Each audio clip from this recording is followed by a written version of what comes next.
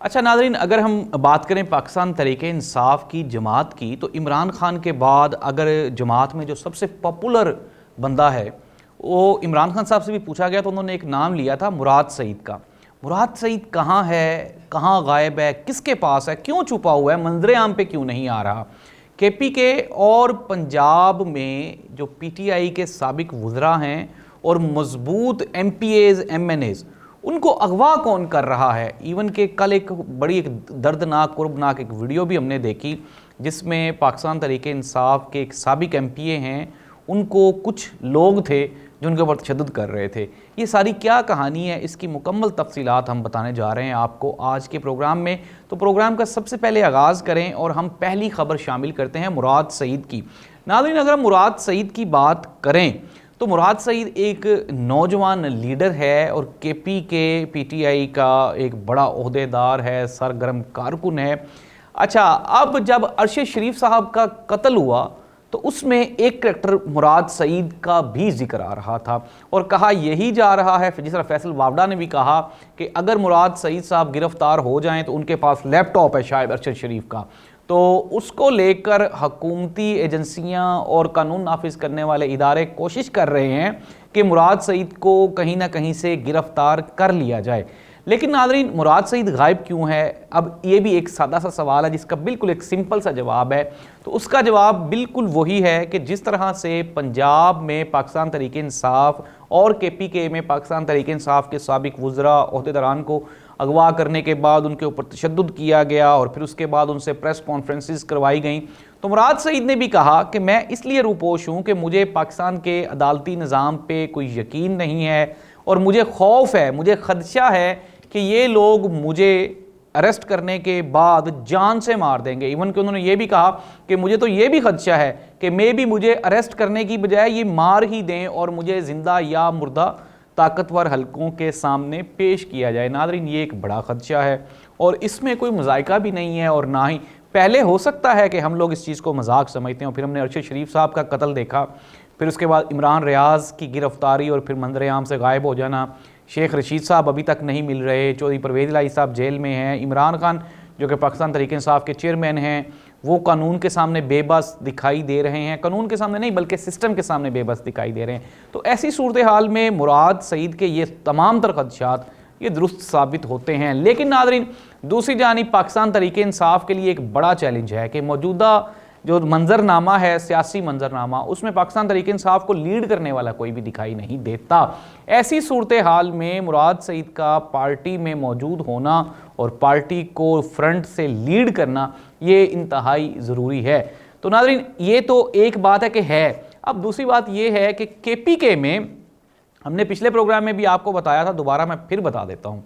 KPK की जब हम बात करें तो KPK में पाकिस्तान तहरीक-ए-इंसाफ स्टिल बहुत डोमिनेंट है, बड़ी मजबूत है, बड़ी मरबूत दिखाई देती है और पठानों ने पंजाबियों की निस्बत रेजिस्टेंस ज़्यादा शो की है। अगर हम बात कर लें KPK के बड़े नामों की, ज़ाहिर सी बात है परवेज़ खटक साहब का पॉलिटिकल कैरियर और भी पार्टीज़ में रहे थे, फिर उसके बाद इमरान खान साहब ने उनको वज़ीर आला लगा दिया KPK का, तो बूस्ट मिल गया। फिर उसके बाद आपके सामने वो डिफेंस मिनिस्टर रहे, हमारे वज़ीर दिफा रहे, उसमें भी बूस्ट मिला। ऐसी सूरत हाल में लेकिन परवेज़ खटक साहब से पार्टी ओहदेदारान कारकुन वो नाला थे, नाराज़ थे, जिसको लेकर आपने देखा होगा कि परवेज़ खटक साहब ने अपनी पार्टी बनाई लेकिन PTI KPK के लोगों ने उसको टोटली रिजेक्ट कर दिया। उसकी सबसे बड़ी वजह यही थी कि PTI में परवेज़ खटक साहब की पॉपुलैरिटी अच्छी नहीं थी। दूसरी जानिब हमने ये देखा कि जो साबिक वज़ीर आला KPK थे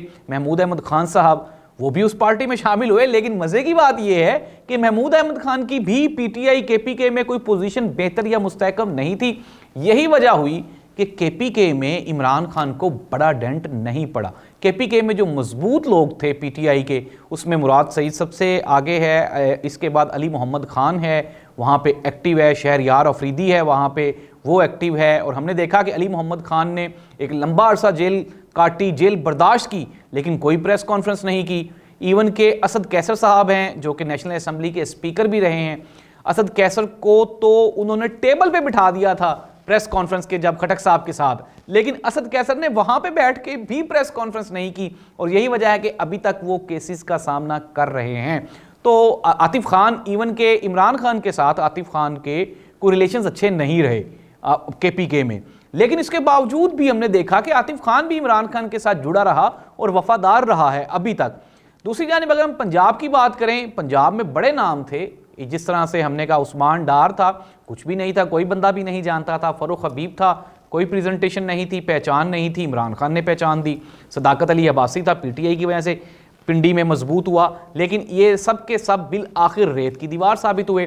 आप जो भी कह लें नाज़रीन, लेकिन सियासी वर्कर का इम्तहान तो यही होता है कि मुश्किल वक्त में वो अपनी पार्टी के साथ खड़ा रहे, चाहे कोई भी कुर्बानी देना पड़े। लेकिन एक तरफ तो जो सीनियर तजज़ियाकार हैं, एनालिस्ट हैं, जो बड़े सियासी मुबस्सरीन हैं, उनका भी ये कहना है कि जितना जुल्म पीटीआई के कारकुनान और ओहदेदारान पे किया जा रहा है, शायद ही कोई कारकुन या ओहदेदार इतना जुल्म बर्दाश्त कर सके। यही वजह है कि वो पार्टी छोड़ रहे हैं। लेकिन नाज़रीन, पाकिस्तान तहरीक इंसाफ को एक एज भी है कि वो अपनी जो उनकी मीडिया कैंपेन है वो बड़ी मजबूत और मरबूत है। हालांकि देख लें कि इमरान खान समेत बड़े नाम आज भी मंजर-ए-आम से गायब है, लेकिन डिजिटल मीडिया पे एक बड़ी इन्फ्लुएंस है पाकिस्तान तहरीक इंसाफ की, और यही वजह है कि इमरान खान का मैसेज कहीं पे भी दफन नहीं हो रहा। तो अभी हम प्रेडिक्शन दे देते हैं आपको पंजाब और केपीके के मुस्तकबिल की। नाज़रीन, केपीके में 99% पाकिस्तान तहरीक इंसाफ के दोबारा हुकूमत बनाने के चांसेस हैं, और इत्तलाआत यही हैं, जो हमारे सोर्सेज हैं वो भी यही बताते हैं कि केपीके में कोई फैसला ऐसा हो चुका है कि मुस्तकबिल में जब भी इलेक्शंस होंगे, गवर्नमेंट केपीके में पीटीआई की ही होगी और आपको तब्दीली दिखाई देगी, लेकिन वो लोग मजीद मजबूत पीटीआई के ओहदेदारान और कारकुन होंगे। पंजाब की बात कर लेते हैं। अच्छा, पंजाब में कुछ हल्के बहुत मजबूत थे पाकिस्तान तहरीक इंसाफ के, जो कि 3-4 नाम जो मैं बार बार ले रहा हूं, उसमें उस्मान डार था, ख्वाजा आसिफ साहब को टफ टाइम मिल सकता था और उनका इलेक्शन जीतना बहुत मुश्किल था। अच्छा, दूसरी जानिब अगर हम बात कर लें फ़रूख हबीब की फैसलाबाद से, वो भी बड़ा डोमिनेंट था और वहाँ पे फैसलाबाद में बड़ी पीटीआई एक्टिव दिखाई देती है। हम लोग वहाँ पे गए भी हैं, अमूमन आते जाते भी रहते हैं। अच्छा, फैसलाबाद में भी बड़ी मजबूत है पीटीआई, फ़रूख हबीब भी चला गया। सदाकत अली अब्बासी रावलपिंडी में पाकिस्तान तहरीक इंसाफ स्टिल बड़ी डोमिनेंट है। अगर हम बात कर लें असद उमर की, और असद उमर के बाद फिर सदाकत अली अब्बासी की, तो बड़ी अच्छी टीम थी, इनके साथ शेख रशीद साहब थे। लेकिन अब देखना ये होगा कि आया कि ये लोग भी ज़ीरो थे, ये कुछ भी नहीं थे। अगर हम बात कर लें फ़रूख हबीब की, तो फ़रूख हबीब क्या एक स्टूडेंट लीडर था, उसको इमरान खान ने पीटीआई ने बनाया। अब देखना ये होगा कि आया के रिप्लेसमेंट किस तरह से इमरान खान करता है, और इलेक्शन आने वाले हैं, इलेक्शंस में की तैयारी, इलेक्शन की प्लानिंग, और आया कि अगर चेयरमैन पाकिस्तान तहरीक इंसाफ इमरान खान चेयरमैनशिप पे नहीं रहते, बल्ले का निशान नहीं रहता, और फिर अगर जेल से रिहाई नहीं होती, कंपेन नहीं करने दी जाती, तो टिकट्स कौन तकसीम करेगा, ये भी एक बड़ा सवाल है। और इस सारी चीज़ों के लिए इमरान खान के पास वाफर टाइम इसलिए है कि वो जेल में वेला बैठा हुआ है। और किसी ने क्या खूब कहा था कि कभी भी अपने ज़हीन दुश्मन को टाइम ना दो सोचने का, और शायद यहाँ पे दुश्मनों से गलती ये हो गई है कि उन्होंने इमरान खान को सही तरह से अंडरस्टैंड नहीं किया, मिसअंडरस्टैंडिंग हो गई, और यही वजह है कि इमरान खान को ज़्यादा वहाँ पे फ्री टाइम मिल रहा है, जिसको लेकर इमरान खान वहाँ पे अवेल कर रहा है। और जेल में इमरान खान परेशान नहीं है, ये भी एक बड़ी खबर है। और पंजाब में नाज़रीन अगर हम कंक्लूड कर लें, तो पंजाब में नून लीग वो जो वाज़ेह अक्सरियत थी ना, वो लेती हुई दिखाई नहीं देती किसी भी सूरत हाल में। आप ये देख लें, एक पंजाब ही तो एक सूबा है जहाँ पे नून लीग की इन्फ्लुएंस है, और इस पे हम इंशाल्लाह अगला प्रोग्राम करेंगे। मैं आपको डिटेल से बता दूंगा पंजाब में कितनी नेशनल असम्बलीज की सीट है, केपीके में और पाकिस्तान में किस तरह से ये डिवीजन होती हैं। इसको हम अगले प्रोग्राम में डिस्कस करते हैं क्योंकि अभी टाइम कम है। लेकिन पंजाब ना ही तो आपको 2/3 अक्सरियत दिलवा सकता है, और मौजूदा पंजाब की सिचुएशन, जब आप ज़िमनी इंतखाबात में यहाँ पे 90% सीट्स हार गए थे, लाहौर में भी आप देख लें कि आप 4 में से 3 हल्के हार गए थे, 1 में जीते थे, तो ऐसी सूरत हाल में बड़ा मुश्किल है। अनडाउटेडली पाकिस्तान तहरीक इंसाफ के लिए कंपेन मुश्किल होगी, लेकिन अगर वोटर निकल आया और अगर ये सिचुएशन सेम रही, तो फिर तो नून लीग को वोट पड़ता हुआ डलता हुआ दिखाई नहीं देता। अल्लाह इस मुल्क का हामी नासिर हो। अवामी आज़ादी, शख्सी आज़ादी ही से पाकिस्तान अपनी असल मुकाम पा सकेगा इंशाअल्लाह। अल्लाह इस मुल्क का हामी नासिर हो। अल्लाह हाफ़िज़।